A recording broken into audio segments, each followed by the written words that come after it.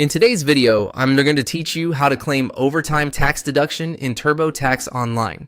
We'll walk through the process of entering your wage information manually and then selecting the overtime option so you can report your qualified overtime pay correctly.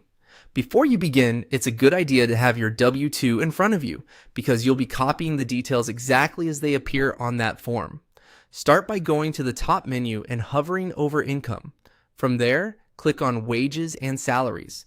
This will take you to the section where TurboTax lets you add or review your W-2 information.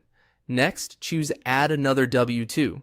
If you already entered a W-2 and need to include another one, this is the option you'll use. On the next screen, click Continue to move forward. Then select Type it in Myself. This is helpful if you want to enter everything manually instead of importing it. Now begin entering the employer details from your W-2. First, type in the EIN, also called the federal ID number. After that, enter the employer name, and then fill in the employer address exactly as shown on the form. Once those details are complete, click Continue. You'll now reach the wage entry section. Enter the amount from box 1, which is your wages, tips, and other compensation. After that, fill in the remaining fields shown on the screen using the corresponding boxes from your W-2. Accuracy matters here. So take your time and double check each amount before moving on. When everything is entered, click Continue.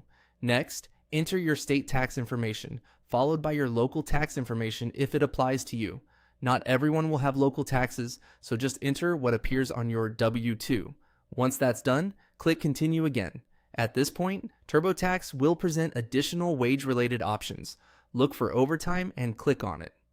This is the key part of the process if you're trying to claim the overtime tax deduction. After selecting it, click Continue. You'll then continue through the next screen by clicking Continue once more. Now, enter your qualified overtime pay in the field provided.